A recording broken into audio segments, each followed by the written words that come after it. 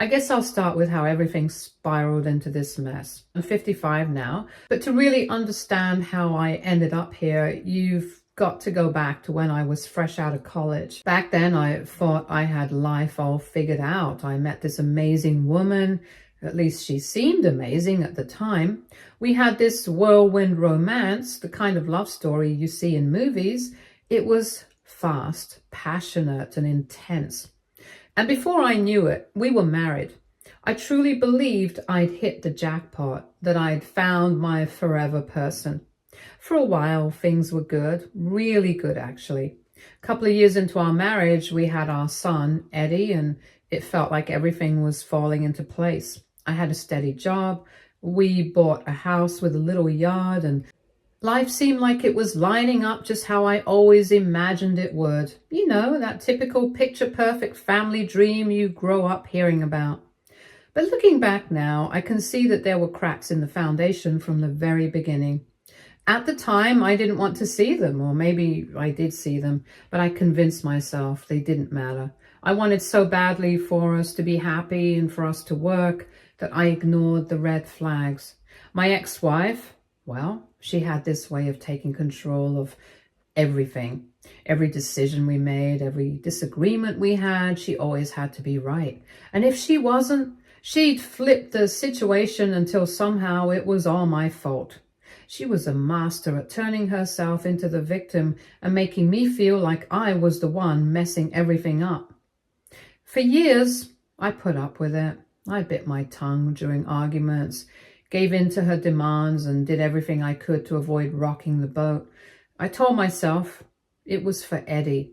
He was such a great kid, smart, funny, full of curiosity, and I didn't want to be the reason his world fell apart, so I kept the peace, even when it meant putting myself last, even when it meant swallowing my own feelings day after day. But the truth is, you can only do that for so long before it starts eating away at you. By the time Eddie was a young man, I was completely drained. I wasn't just tired. I was worn down in a way that's hard to explain. I'd look at my life and think, is this it? Is this really all there's going to be? I didn't want to spend the rest of my life in a marriage that felt like a never-ending battle where I was always on the losing side. So I made the hardest decision I've ever had to make. I filed for divorce. I knew it wouldn't be easy, but I wasn't prepared for just how ugly it would get. My ex-wife didn't just fight me, she declared war. She used every trick in the book to make me out to be the villain. And the worst part, she dragged Eddie right into the middle of it. She told him I didn't care about him, that I was leaving because I was selfish and couldn't handle being a husband or a dad. She twisted every argument we'd ever had into some story about how I was distant and unloving. She conveniently left out all the years of her manipulation, all the times she pushed and pushed until I had nothing left to give. Instead, she fed Eddie lies, planting seeds of doubt in his mind. And the worst part, he believed her. Eddie wasn't a kid anymore. He was almost 20 when everything went down. He was old enough to make up his own mind. And when he testified against me during the divorce proceedings, I realized just how deeply he believed her version of things. Hearing him say those things in court, things that weren't true, broke something in me.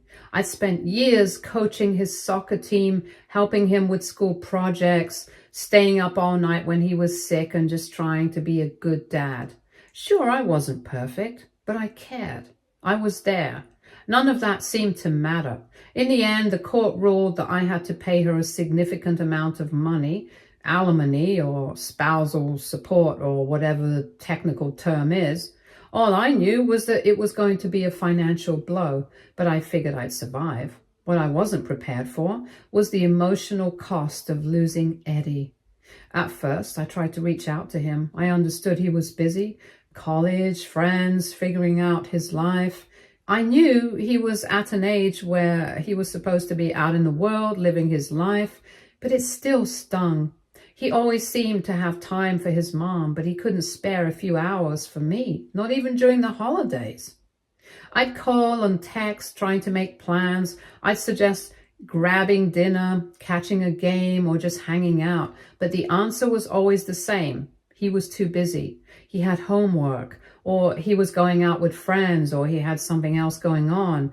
At first, I tried to tell myself it was normal, that he was just being a typical 20-something, caught up in his own world. But as time went on, it became clear that he just didn't want to spend time with me. And that realization hit harder than anything else.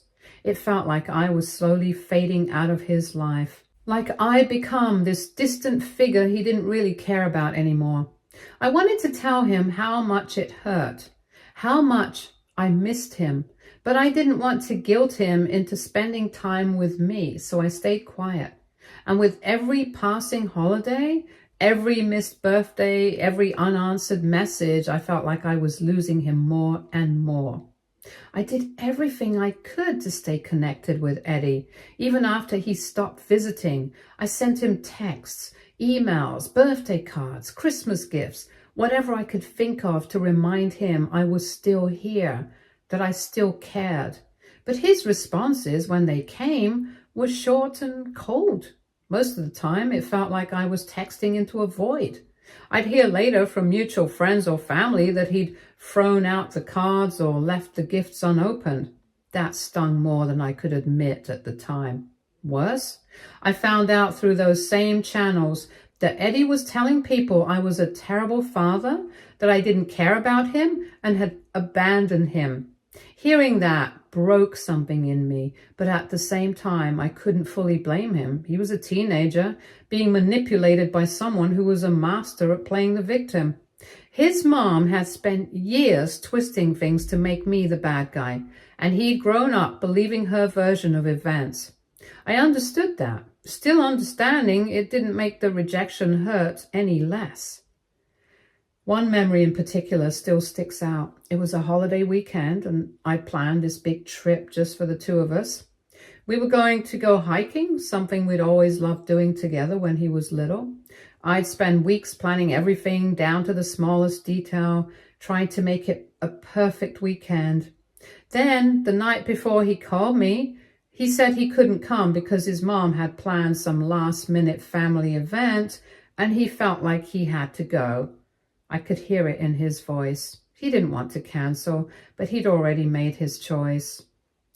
I told him it was okay and that we could always reschedule, but after I hung up, I just sat there staring at the packed bags by the door. That trip never happened. And looking back, I think that was one of the last times I tried to make plans with him. I just couldn't take the disappointment anymore. Life kept going like it always does. A few years later, I remarried. My wife and I decided not to have kids, though. Losing Eddie left a hole in me, and the thought of starting over, of risking that kind of heartbreak again, was just too much.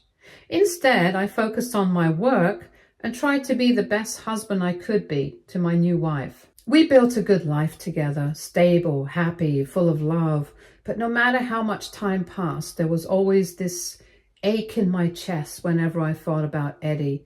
I'd see dads playing with their kids at the park, or hear my co-workers talk about their kids' milestones, and it would hit me all over again. I'd wonder what Eddie was up to, if he was okay, if he ever thought about me. Then, out of nowhere, a few months ago, Eddie reached out. He's 30 now and a father himself. He told me his wife had cheated on him and left, and now he's raising his 3-year-old son on his own. He said he needed advice and that he finally understood how hard things must have been for me back then.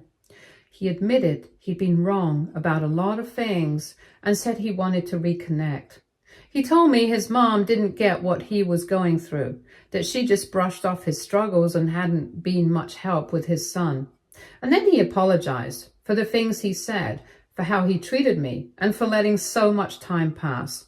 He said he wanted us to rebuild our relationship and to start fresh. I should be happy, right? This is everything I've wanted for years, to have him see the truth, to have him come back into my life. And still, I'm torn.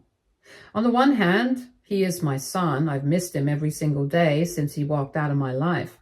I want to know him again, to meet my grandson, to make up for the lost time. Part of me wants to jump at the chance and hold on tight just in case he changes his mind. But on the other hand, I can't forget the pain he caused me. The things he said in court, the way he cut me out of his life, years of silence, it all left scars. I can't help but wonder what his real motives are. Does he really want to fix things? Or does he just need help now that he's in over his head? And then there's his mom. Is she still in his ear, still pulling the strings behind the scenes? Has he really broken free from her influence? Or is this just another way for her to manipulate the situation? I've been lying awake at night, replaying everything over and over. I try to put myself in his shoes. He's hurting, he's overwhelmed, and he's probably realizing how tough life can get. But then I ask myself, why now? Why wait until things got this bad to reach out? And the question that keeps eating away at me is this: am I wrong for hesitating? Does it make me a bad father to protect myself after everything that's happened? Update 1. It's been a few days since Eddie reached out and I can't stop thinking about it. His message just keeps playing over and over in my head. Every word feels like it's stuck on repeat and I still don't know how to respond. I haven't even tried typing out a draft yet. Part of me wants to grab my phone, call him up and say, yes, let's do this. Let's talk. Let's fix everything. But there's another part of me, a louder, more cautious part, that's telling me to slow down, to really think this through before I make a move. I keep replaying the past in my head like a movie I've seen too many times, but can't stop watching. I think about the things Eddie said back then, how he believed every lie his mom told him. I think about how everything crumbled, how the bond we had just disappeared. And then the silence, the years of nothing. It all comes rushing back and it's like I'm living through that pain all over again. I want to believe this could be the start of something good, but I can't ignore how much it hurt to lose him in the first place. The truth is, I'm scared. Scared of getting my hopes up, scared of opening up those old wounds, putting myself out there only for it to fall apart all over again. I want to believe Eddie reaching out is a step forward, but there's this nagging voice in the back of my mind asking, what if it's not? What if this is just another way for things to go wrong? I talked to a close friend about it and they've been with me through everything, through the divorce, custody battle, and all the years of silence. They know the whole story, start to finish. When I told them about Eddie's message, they listened and said I should take it slow. Their advice was to meet with Eddie in person, face to face, and have an honest conversation. They said seeing him in person would help me figure out what he's really looking for. Is he reaching out because he truly wants to fix things? Or is he just feeling overwhelmed now that he's in a tough spot and needs someone to bail him out? I think they're right. Sitting down with Eddie in person could give me the clarity I need. But even that idea feels like a huge step. What if it doesn't go well? What if I walk away from that conversation feeling even worse than I do now? I've been through so much with Eddie and I don't know if I could handle another heartbreak. I've been down that road before and I barely made it through the first time.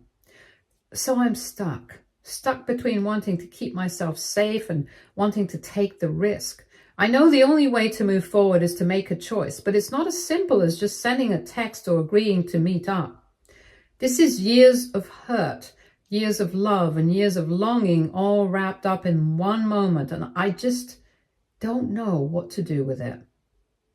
Lately, I've been thinking a lot about what Eddie's going through. I don't know the full details of his situation, but I know his divorce was messy. He's a single dad now, raising a 3-year-old on his own, and I can only imagine how tough that must be. I know how overwhelming it is to feel like you're carrying the weight of the world on your shoulders, and even though he hurt me, I can't help but feel for him. There's a part of me that wonders if he's reaching out because he's truly ready to rebuild our relationship, or because he's struggling so much that he doesn't know where else to turn.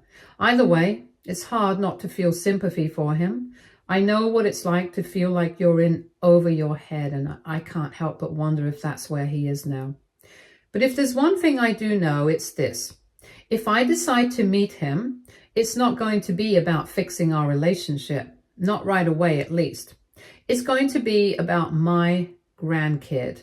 She's the one who really matters now. She didn't ask to be part of any of this messy history, and she deserves to have a grandfather in her life who cares about her. If Eddie's serious about wanting to rebuild things, he's going to have to understand that she's my priority. So that's where I'm at now. I'm still feeling a bit lost, but I'm also feeling a bit hopeful. Maybe this is the start of something new, or maybe it's just another chapter in our complicated relationship. Either way, I'm ready to face it. Update 2. It's been a few more days since Eddie reached out, and everything's taken a turn I never could have predicted. I was still mulling over how to respond to his message, torn between hope and hesitation when my ex-wife Cecilia showed up at my house completely out of the blue. She didn't even knock, just barged into my house like she owned the place, like she had every right to be there. I barely had time to register what was happening before she came at me like a hurricane. Her face was beet red, her jaw tight, and her hands were clenched into fists like she was ready for a fight. Before I could even get a word out, she started yelling. It felt surreal, like something out of a bad TV drama. But this was painfully real. Her voice was sharp, cutting through the air as she accused me of manipulating Eddie. She said I must have been feeding him lies, turning him against her, poisoning his mind. The anger in her voice was so thick I could practically feel it in the room. Her words hit me hard. I hadn't even talked to Eddie yet. Not a phone call, not even a reply to his message. I've been taking my time trying to figure out how to approach it without making things worse. But none of that mattered to Cecilia. She didn't care about what was true or not. She'd already decided I was the villain in this story, and she wasn't about to let facts get in the way of her narrative. She didn't just stop accusing me either. She went all in, dredging up every bitter memory from our divorce like she'd been saving them for this exact moment. Every argument, every mistake, real or imagined, she threw it all at me, one after another, like she wanted to bury me under the weight of it. Her voice echoed through the room as she stormed back and forth, knocking things off the table, picking stuff up only to slam it back down like she was trying to prove some kind of twisted point. And then she grabbed the photo. It was a framed picture sitting on the mantle, one of my favorites. It was me and Eddie from years ago. He couldn't have been more than 9 or 10. I remember that day so well. He just scored his first soccer goal, and the way his face lit up, you'd think he'd just won the World Cup.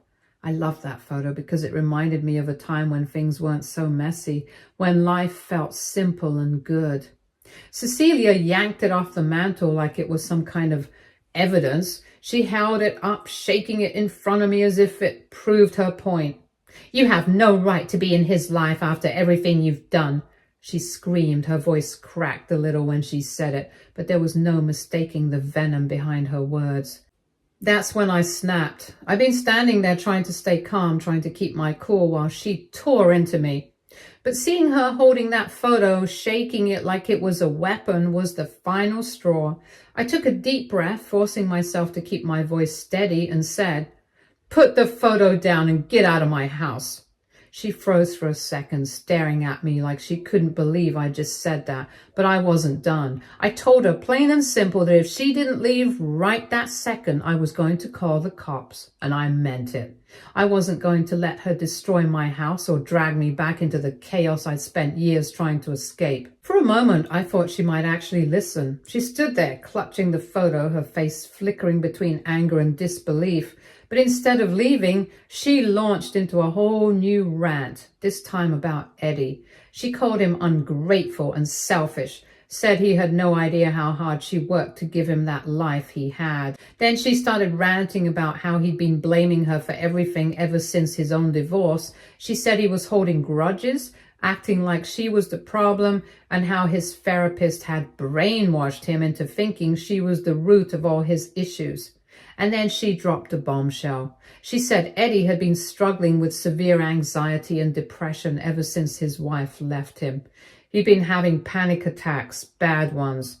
There was even a point where he was hospitalized after one particularly bad episode. She told me he'd been seeing a therapist, and it was the therapist who had encouraged him to reach out to me as part of his healing process. Hearing that hit me like a freight train. I had no idea Eddie was going through all of this. Sure, I knew his divorce must have been hard, but I didn't realize how much it had broken him. I had no clue he was carrying all that pain, all that weight on his own. Cecilia kept talking, her words sharp and relentless, but I'd stopped listening. My mind was spinning, trying to process what she just told me. All I could think about was Eddie, my son, struggling in ways I couldn't have imagined. I thought about him having panic attacks and feeling lost and overwhelmed. I thought about all the years I tried to reach out, texts, emails, voicemails, only to be met with silence. I thought about the distance, the hurtful things he'd said in court all those years ago, and the wall that had grown between us. But more than anything, I thought about how much I still cared. No matter what had happened between us, no matter how many scars I carried, Eddie was still my son. And even though I didn't know where to start or how this was going to play out, one thing was clear: I couldn't turn my back on him now. He's my son. No matter how much pain he's caused me, I can't just ignore that. Eventually, Cecilia stormed out, slamming the door behind her, leaving me sitting there in the middle of my living room, surrounded by the mess she'd made, both literally and emotionally. I sat there for a long time, just trying to make sense of everything. It was clear now why Eddie had reached out. He wasn't just looking for closure or trying to reconnect for the sake of it. He was struggling, really struggling, and he didn't know where else to turn. After a lot of soul searching, I made my decision. I picked up my phone and wrote Eddie a message. I told him I was sorry for everything he'd been going through, and I'd like to meet up if he still wanted to talk. I said I didn't know if we could fix everything between us, but I was willing to try. Before I could second guess myself, I hit send. Now I'm just writing to hear back from him. My emotions are all over the place: anger, sadness, guilt, hope. But for the first time in a long time, I feel like I have some clarity. Eddie needs me, and no matter what's happened in the past, I'm willing to be there for him. I know this isn't going to be easy. The wounds from our estrangement are still there, and I'm not naive enough to think we can just pick up where we left off. But I also know that if there's even a chance to rebuild our relationship, I have to take it. He's my son, and despite everything, I still love him. Hopefully, everything gets better from here ahead. Update 3. Hello guys, so many of you asked for an update, so here it is. Eddie and I finally met. It wasn't some grand emotional reunion. It was quiet, awkward, and a little tense, but it happened. He brought his daughter, my granddaughter, with him. She's 4 years old, with big brown eyes and a shy smile that reminded me so much of Eddie when he was that age. Seeing her was like a punch to the heart. I hadn't even known her name until that moment, Rory. She clung to Eddie's leg, peeking out at me like I was some stranger, and I guess to her, I was. We met at a park, neutral ground. Eddie looked tired, like he hadn't slept in weeks. His face was thinner, and there was a heaviness in his eyes that I hadn't seen before. He didn't say much at first, just thanked me for meeting him. Rory stayed close to him, played with a toy she'd brought along while we sat on a bench and talked. Eddie opened up about everything: his divorce, his struggles as a single dad, his mental health. He told me about the panic attacks, the therapy, and how he felt like he was failing as a father. He admitted that he'd been carrying around guilt for years about how he treated me during the divorce. He said he didn't expect me to forgive him, but he wanted me to know he was sorry. I listened. I didn't interrupt. And when he finished, I took a deep breath and told him the truth. I said that I couldn't just erase the past, that what happened during the divorce still hurt, and that it wasn't something I could forget. But I also told him that I was here now, of course, for him, but mainly for my grandkid. She's innocent in all of this, and she deserves to have a grandfather in her life. I made it clear that my priority right now is her, not fixing our relationship, not rehashing old wounds, but making sure she has someone stable in her life. Eddie nodded in understanding, not trying to argue or justify anything, which was unexpected. He simply said he appreciated that I was willing to be there for Rory. His words carried a weight I hadn't heard from him in years, and for a moment it felt like he was letting his guard down. Then he shared something that caught me off guard. He told me his ex-wife had emptied their joint bank account before she left. Of course, he had some savings on his own, but she had taken almost everything, leaving him to manage on his own with Rory. He admitted that ever since he'd been struggling to make ends meet, balancing therapy costs, childcare, and everyday expenses, the weight of his words hit me like a brick.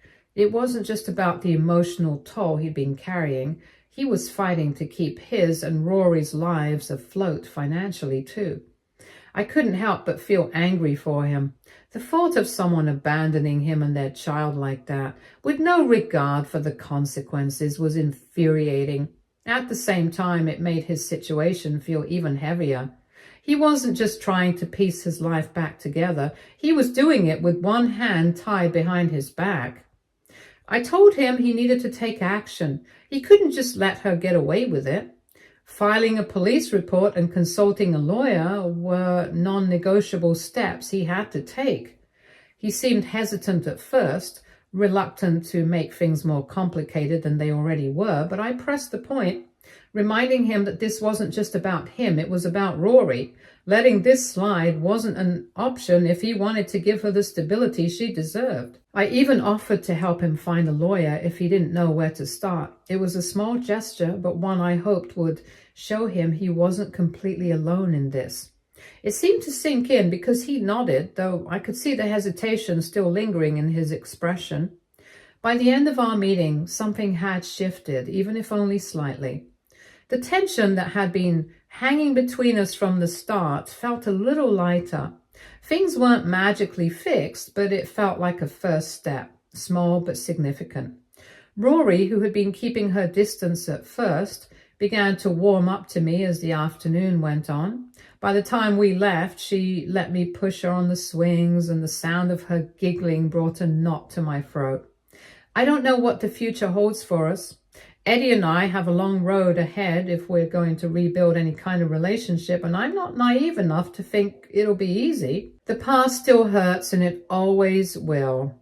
But Rory, she's innocent in all of this. She deserves to have someone who will be there for her no matter what, and I want to be that person for her. This might not be the fresh start I imagined, but it's something. And for the first time in a long time, I feel like I'm ready to move forward. For Rory, for Eddie, and maybe in some way for myself too. Whatever this journey looks like, I'm ready to face it. Stay tuned for more stories from our girl relationships.